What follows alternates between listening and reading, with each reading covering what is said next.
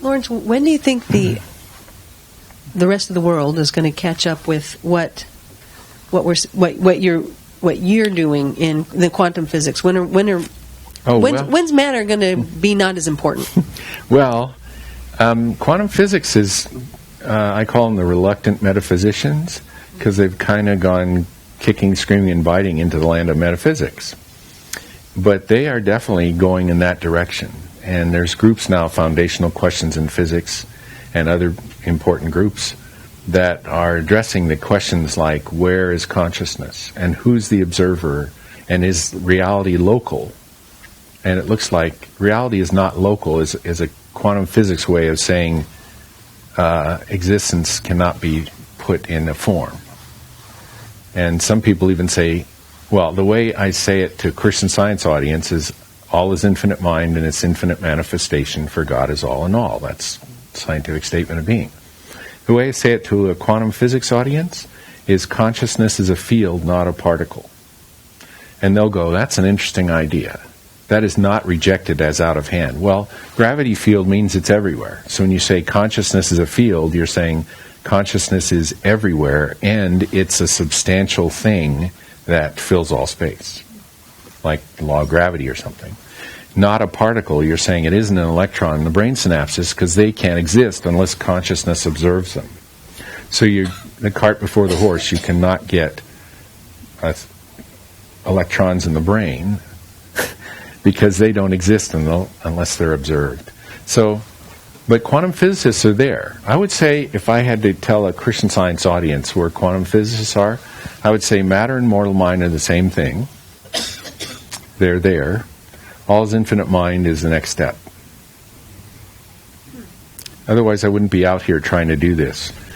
Trying to, I direct the Institute for the Metaphysics of Physics, and it's not that I want to mix.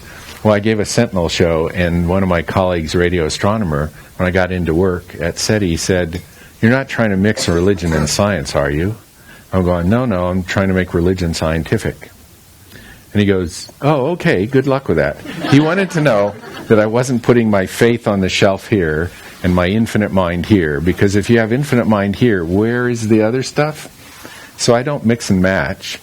It's a uniform, continuous thing. And the lesson in the Christian Science community is there's progress being made of mortal mind outgrowing itself, and the message to the rest of the world is Christian Science, the science aspect of it, and the other aspects of it too. It certainly is a religion, a theological revolution, certainly is a healing revolution, but it's also a scientific revolution.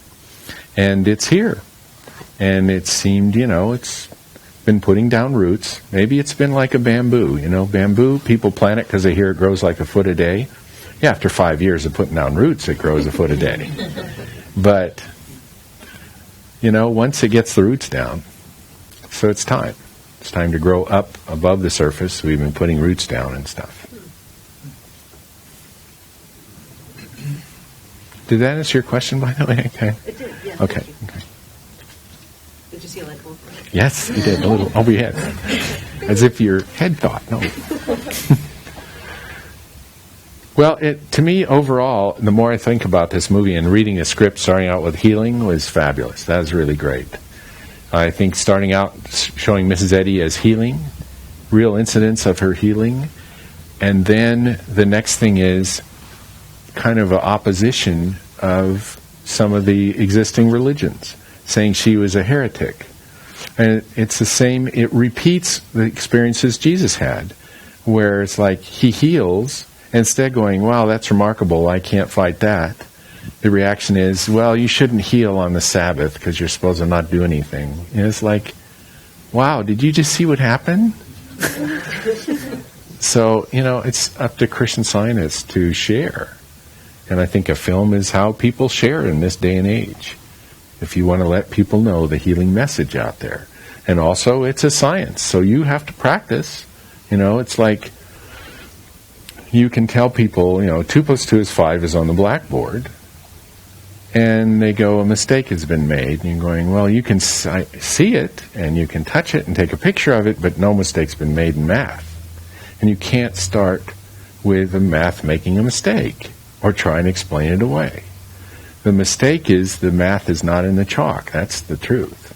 The mistake is thinking the math is in the chalk. And the chalk is the only place where mistakes can be made.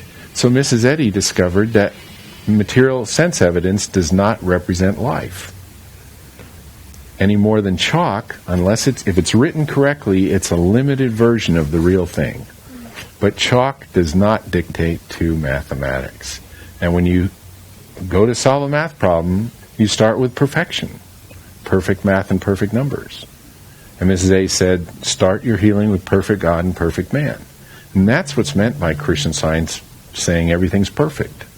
You have to start there. And it's also why Mrs. Eddy emphasizes don't rely on matter. The chalk evidence is not reliable, and it's also the only place where a mistake can be made.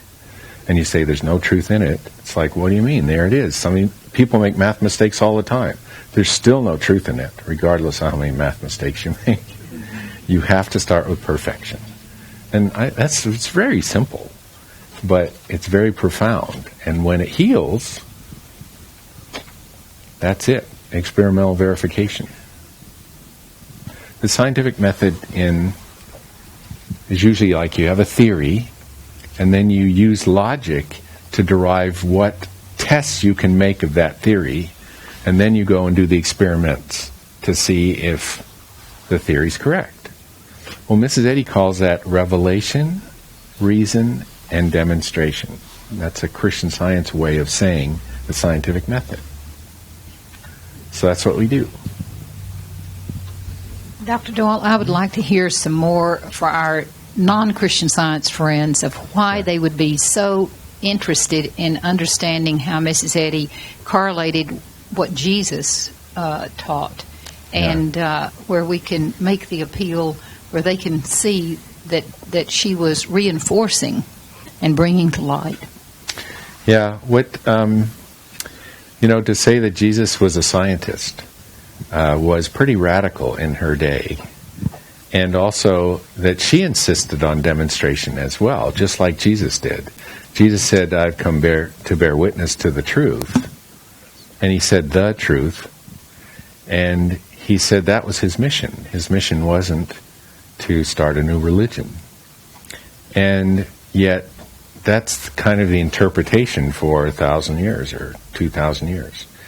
So I think Mrs. Eddy was an unusual person in that when she was healed, she said, miracles cannot be real. God doesn't set aside the laws of the universe to impress us. This must be deeper science. So her great breakthrough was also, miracles are impossible. This cannot be a miracle. It must be that our science is so primitive that we don't recognize spiritual healing as a deeper law of the universe. So her great breakthrough was to put in the modern scientific terms the science and logic of this new understanding of reality. The thing is, it's important to see it as sacred. So it kind of took a form of a church while it had to be in the form of a church. But it is not going to be limited to the form of a church. I think as a religion, it will propagate among religions that try and demonstrate it. But I think as a science, it's going to take off because that'll be a wholly new aspect of Christian Science. So I think recognizing Jesus as a discoverer of a deeper reality, and he said that himself, I've come to bear witness to the truth. And Mrs. Eddy says that he didn't do demonstrations just to heal people. He was also demonstrating his principle, the principle of the universe, which he, you want to say a biblical age name for the Creator, but also love, but also principle and discipline. You say Father. Father's a great name for God. It's the perfect name for God in the Christian founding of Christianity.